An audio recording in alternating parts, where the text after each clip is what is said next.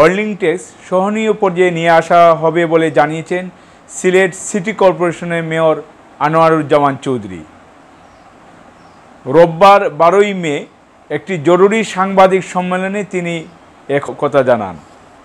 সংবাদ সম্মেলনে তিনি বলেন, আগামী সপ্তাহ থেকে নাগরিক সমাজের প্রতিনিধিদের নিয়ে পর্যায়ক্রমে আলোচনা করে ট্যাক্স নির্ধারণ নিয়ে যৌক্তিক সিদ্ধান্ত গ্রহণ করা হবে। এ ব্যাপারে 27টি ওয়ার্ডের রিভিউ বোর্ড গঠন করা হয়েছে। পূর্ণ নির্ধারিত সময়ে বর্ধিত করে 28 মে পর্যন্ত বাড়ানো হয়েছে। আবেদনের রিভিউর মাধ্যমে হোল্ডিং ট্যাক্স সহনীয় পর্যায়ে নির্ধারণ করা হবে। এছাড়াও নতুন 15টি ওয়ার্ডের অ্যাসেসমেন্ট স্থগিতের সিদ্ধান্ত গ্রহণ করা হয়েছে। হোল্ডিং ট্যাক্স নিয়ে রোববার 12ই মে দুপুরে 2টা নগর ভবনে সভাকক্ষে সংবাদ সম্মেলন করেন তিনি। এর আগে সিলেট সিটি কর্পোরেশন সাধারণ সভায় এই সিদ্ধান্ত নেওয়া হয় বলে সিসি মেয়র জানিয়েছেন। এই নগরের প্রত্যেকটি মানুষের জন্য আমার বাড়ির দরজাগুলো আমার সিটি কর্পোরেশন, আমি যেখানে যাই না কেন আমি মানুষের কাছে, মানুষ গেলে আমার সাথে কথা বলতে পারি। হ্যাঁ, তারপরে যে সবার সাথে আমি কথা বলতে পারি এটা ঠিক না, কিন্তু আমি চেষ্টা করি বা আমার কাছে অ্যাক্সেস সবার আছে। এবং আমাদের সম্মানিত ব্যবসায়ী নেতৃবৃন্দ আছেন, আমাদের মাহউদ্দিন সেলিম ভাই আছেন, আমাদের রিপন ভাই আরো নেতৃবৃন্দ, আমাদের বিএনপির আমাদের বড় নেতা আব্দুল কাইম জালালি পঙ্কি ভাই এসেছেন, ওনাদের একটা টিম নিয়ে তাদের দিয়ে দিচ্ছি। এবং আমাদের জাকির ভাই, আমাদের জাসদের সভাপতি জাকির আহমদ, উনিও উপরে আসবেন। তো নেতৃবৃন্দ আসছেন, ওনাদের কথা শুনছি। এবং এই শহরের যারা আমাদের থেকে বয়োজ্যেষ্ঠ তারা তো আমাদের মুরব্বী, তারা তো যে কোনো সময় আমাকে ফটো করে বলেন বা ওনাদের কথা শুনি, নির্দেশনা দেন, আমরা শুনি। তো আমি মনে করি না কোনো অসুবিধা হবে।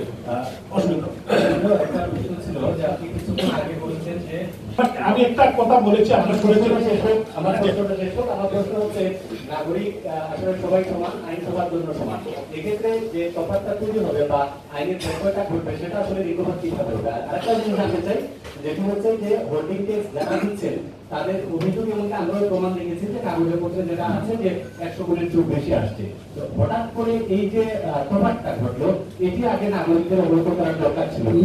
মিস্টার গুলজার আহমদ, আপনি একজন বড় সাংবাদিক, আপনি ইন্ডিয়ার সেক্রেটারি ছিলেন, তো এটা সঠিক না। এটা হলো গতানুগতিক কিছু শোনার কথা। বিষয়টা হলো 100 গুণ ট্যাক্স বাড়ে নাই। আমি বললাম, আপনি আমাকে এভিডেন্স নো, বিষয়টা হলো এটা বুঝতে হবে। আগেই ছিল ওনার বেশি, কিন্তু উনি ইচ্ছাকৃত কাউন্সিলরকে ধরে বা আমাকে ধরে বা এক্সপাইরিটিকে কমিয়ে ফেলছেন। একজনের ট্যাক্স হলো 1,20,000 টাকা, 4টা বাড়ি 1,20,000 পার, উনি কমাইতে কমাইতে নিয়ে আসছেন। আর নিয়ে আসছেন 500 টাকা। এই 500 টাকাও দেন নাই গত 6 আগস্ট 2006 সালে। এটাও অসম্ভব। আমরা এখন যেটা করব, এটা আপনি বিশ্বাস রাখতে পারেন, আমি আপনাকে এই বিষয়ে আশ্বস্ত করতে চাই, স্মার্ট ডিলিং হবে। আর সহনীয় কিয়াসের কথা, হাদিসও আছে, কিয়াসও আছে, তাই তো? কিয়াসের কথা আসছে, একটা মানুষ খুব অসহায় বলে, একজন মা আসছেন সেদিন, ওনার বয়স 107 বছর, উনি একজন বিধবা আসছেন, উনাকে আমি নিজে ওনাকে আমি ডিল করেছি। তো বিষয়টা হলো কিছু কিছু বিষয়, যারা গরিব মানুষ, অসহায় মানুষ, তাদের কিছু নাই, তাদের বিষয় অবশ্যই সহনশীল। এটা অসঙ্গতি না, এটা হইল স্মার্টনেস। আগামীর বাংলাদেশ, আগামীর যে সিলেট, যেটা একটা সুন্দর পরিবেশ সৃষ্টি করা, যে একটা সহাবস্থা যাতে আমরা থাকতে পারি। যে মাতাউর রহমান নাসির আর ইকবাল আহমদ তো যেটা পারবেন, আমার গরিব আমাদের শ্রমজীবী মানুষ, আমার বাড়িতে সেটা পারবে না। এই জন্য আমরা খেয়াল করেই আমাদের কাউন্সিলররা, আমাদের টিম এবং আপনাদের সাথেও বসবো, স্পেশালি সাংবাদিকদের আলাদা বসবো, এবং ইনশাল্লাহ আপনারা অখুশি হবেন। আমার একটা প্রশ্ন ছিল, বারবার বলছেন যে যারা হোল্ডিং ট্যাক্স দেওয়ার জন্য আহ্বান জানিয়েছে, এই হোল্ডিং ট্যাক্সের বিপরীতে নাগরিক সেবার মান কি বাড়বে? আমরা কয়েকদিন আগে ছিলাম এখানে যারা নাগরিকরা ছিলেন তারা অভিযোগ করেছেন, তারা বলেছেন তারা যতটুকু হোল্ডিং ট্যাক্স দিচ্ছেন এটার বিপরীতে তারা সেই রকম নাগরিক সুযোগ সুবিধা পাচ্ছে না। এই ব্যাপারে আপনার মন্তব্য মানে কি পাচ্ছেন না? মশা নিধন এখনো হচ্ছে না, এটা অনগোয়িং এর কোনো লিমিটেশন আছে না ভাই? একটা জিনিস আপনি একজন খুবই ডাইনামিক জার্নালিস্ট, তো আপনি জানেন যে মশা নিধন শুধু বাংলাদেশ নয়, বিশ্বের বিভিন্ন উন্নত দেশেও কিন্তু মসকিটো আছে, তারাও কিন্তু কন্ট্রোল করবে। এটা একটা সাইন্টিফিক অনেক বিষয় আছে। তো আমরা উই আর ওয়ার্কিং অন। আপনি আমাকে বলতে পারেন যে আমার টিম, আমার যে মশা নিধন টিম, তারা কাজ করছে কিনা, আমার কাউন্সিলররা করছে কিনা, আমি করছে কিনা, এবং আমরা এফোর্ট দিচ্ছি কিনা। আমরা এফোর্ট আমরা অনেক বাড়িয়েছি। ক্লিনিং এ দেখেছেন যে আমরা এখন 24 ঘন্টা ক্লিন করতেছি। আমরা পড়তে পানির বিল তো এটা পানির বিল একটা ভুল তথ্য যে আমরা পানির বিল এটা আমরা করি নাই। এবং আরেকটি বিষয় হলো 300 টাকা পানির বিল, এটা আমরা প্রায় 15 কোটি টাকার মতো আমরা এখন বকেয়া তো কত আছে বলতে পারবো না, কিন্তু দেন না। এটাও তো আপনি যদি দেখেন যে আপনি 300 টাকা পানির বিল না দিলে চলবে কিভাবে সিটি কর্পোরেশন? রাস্তা আপনি ড্রেন সুন্দর আলোকিত ক্লিন গ্রিন সবকিছু তো আমরা করতে চাই। এই জন্য আমি মনে করি যে সবকিছু মিলিয়ে এবং স্থানীয় সরকার মন্ত্রণালয়ের আন্ডারে আমরা কাজ করবো। আমরা তো স্থানীয় সরকার মন্ত্রণালয়, আমরা হলাম কি লোকাল গভর্নমেন্ট, আমরা স্বায়ত্তশাসিত প্রতিষ্ঠান সিটি কর্পোরেশন। এখন কিন্তু আগে যেরকম গান 100% দিত, এখন কিন্তু বলে তুমি আমরা যদি 60% দেই সিটি কর্পোরেশন 40% দিতে হবে, না হলে নাগরিক সুবিধাগুলো প্রপারলি আসবে না। এই জন্য আমি বিশ্বাস করি এবং আমি কিন্তু আমার এই 6 মাসের কথা বলতেছি না, আগে আমার আরিফুল হক সাহেবের 10 বছর, কামরান সাহেবের যখন সিটি কর্পোরেশন প্রত্যেকটি বছর কিন্তু ইমপ্রুভ করেছে, অনেক কাজ করেছে। এই সিটি কর্পোরেশনের আওতাধীন আমরা আরিফুল হক চৌধুরী সাহেব প্রায় 15,000 কোটি টাকার মানে জায়গা এই শহরের মানুষ, এই সিলেটের মানুষ তারা কিন্তু কন্ট্রিবিউট করেছে। সিলেটের মানুষের প্রতি আমাদের কৃতজ্ঞতার শেষ নাই। এজন্য কিন্তু আমরা কিন্তু অত্যন্ত সম্মানের সাথে আমরা ডিল করছি এবং তাদেরকে আন্তরিকভাবে আমরা কথা বলছি। একটা বিষয় যে অস্বাভাবিক যে ট্যাক্সের বিষয়টা হচ্ছে, এটা পার্সেন্টেজটা কত হবে? মানে 75,000 হোল্ডিং আছে, এর মধ্যে কত পার্সেন্ট হবে যে অস্বাভাবিক? না, অস্বাভাবিক না, আমি বলি না। এটাই মানে মনে করে আমি আপনার একটা এক্সাম্পল দিই, যেমন আমার বড় ভাই 10টা ফ্ল্যাট আছে, উনি একটা অফিস বানাইছে আর 10টা ফ্ল্যাট, উনি তাকে লন্ডন, তো উনি এগুলো ভাড়া দেন। উনি ভাড়া যেটা পায়, এই ভাড়ার 20% ওনাকে সিটি কর্পোরেশন দিতে হবে। এখন উনি যদি দেখে, এখন উনি কি মনে করেন আমার বড় ভাই আর এই চৌধুরী সাহেবের কাছে গেলেন আগে, বলেন যে আমার বড় ভাই এই 50,000 দর কথা 1,000 দিয়ে, যেটা হয়েছে বা জগদীশ আমাদের কাউন্সিলর উনি দিয়ে দিল 1,000। এখন উনি কিন্তু 19,000 কমাই ফেলছে। এখন যখন আমার বড় ভাইকে অ্যাসেসমেন্ট করে, যখন ওনার হয়ে গেছে আগের 20 আর আরো বাড়ছে, তো হয়ে গেছে 40, এই তো লাফানি শুরু করছে উনি। এখন বিষয়টা হলো আমি আমার আজকেই আমাদের রেভিনিউ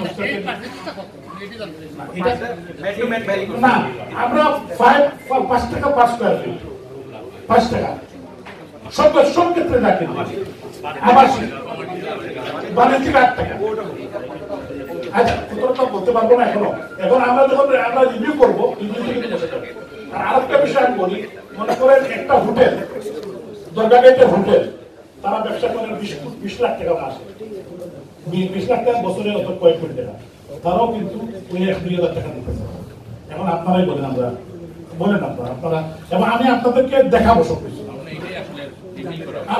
আমি আপনাদেরকে সব সাংবাদিক যারা সবাইকে তো নিয়ে বসতে পারেন, আমি অ্যাটলিস্ট আপনাদের সাংবাদিক প্রেস ক্লাবের নেতৃবৃন্দকে নিয়ে বসতে চাই এবং আমরা প্রিন্ট পার্ট করে আপনাদেরকে নিয়ে আপনাদের অ্যাটলিস্ট ধরেন আমরা 1-2 হাজার দেখাতে চাই। আপনারা 2-1 দিন সময় দিতে হবে, কষ্ট করে 2-1 দিন একটু কষ্ট করবেন আমাদের সাথে।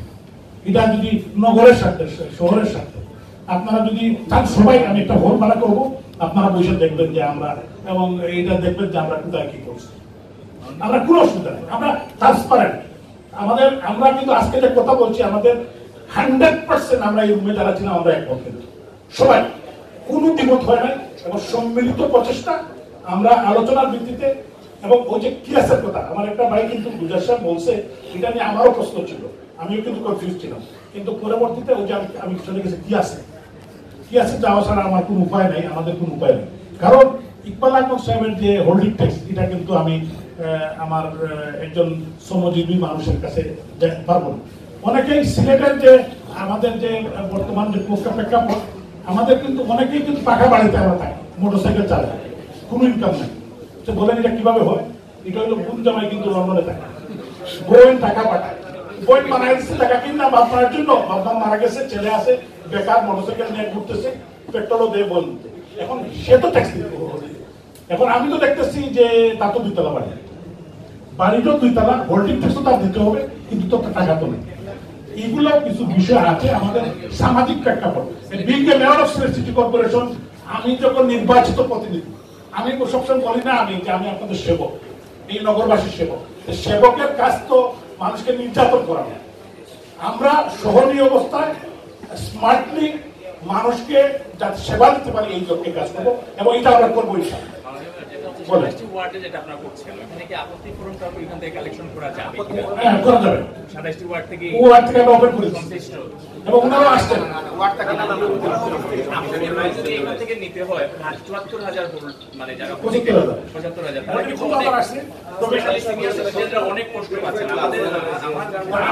আপনারা কি চান যে প্রত্যেক ওয়ার্ডে এখানে কাউন্সিলর কার্যালয়ে দিয়ে দেওয়া হয় তাইলে কিন্তু অনেক সুবিধা হবে। এই যে অনেক সিনিয়র মানে এখানে থাকলো প্রত্যেক ওয়ার্ডে। আচ্ছা, আমরা দুই দিন পরে আমাদের আর মিটিং আছে, এই মিটিং আমরা সেটা আলাপ করব।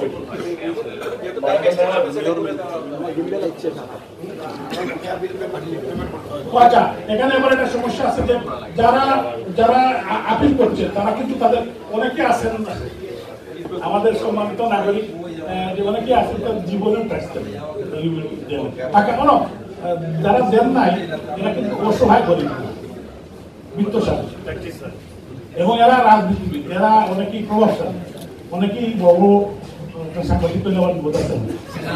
তো এখন বিষয়টা হলো মানে ইউটিউবের বিরুদ্ধে কিছু করলে আমার উভয় আছে। এখন বিষয়টা হলো যে আমি বলতেছি যে কিছু কিছু বাংলাদেশ, সিলেট, এটা তো আমরা এটা কেউ করে আমরা দোষীও লাভ নাই, এর বাইরে আমি নিজেও না করি। কেউ যদি আমার ধরে, আমি এখন স্ট্র্যাটেজি চেঞ্জ করছি, স্মার্ট হয়ে গেছি, আমি বুদ্ধি একটু বাড়ছে আমার। আমি করছি এখন আমি কমাবো না, একবারে কেউ আমি পকেট থেকে দিয়ে দিলাম। হয়তো 100-200 জন বা 50 জন আসবে, আমি আমার পকেট থেকে দিয়ে দিলাম। একজন আসছে কামরান ভাই, তাকে কি আমার পর্যন্ত মাফ করে দিয়ে গেছে। তো কামরান ভাই যেহেতু মাফ করে দিয়েছেন আমার নেতা, এখন আমি বলছি যে আমি আমার প্যাকেট থেকে আপনাকে দিয়ে দিলাম, কিন্তু মাফ করতে পারবো না। এটা তো এথিক্যালি পারি না, আমি সার্টেন লেভেল পারি, কিন্তু সমস্তটা মাফ করতে পারি।